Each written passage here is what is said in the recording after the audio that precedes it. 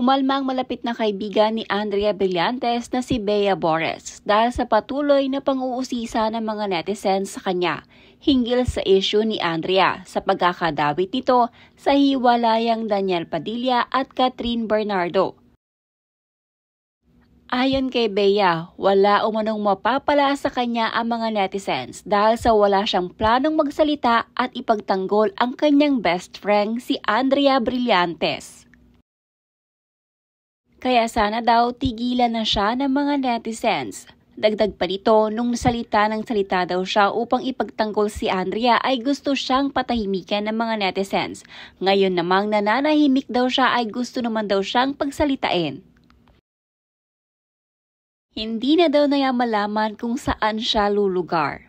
Ayon naman sa mga netizens, ngayon daw nararapat ang pagiging sawsawera niya sa issue upang may pagtanggol naman niya ang kaibigang si Andrea. Na ngayon ay kinukuyog ng mga supporters ng Kathniel dahil sa mga naglalabasang umano'y proof na nagkaroon nga sila ng something ng aktor na si Daniel Padilla.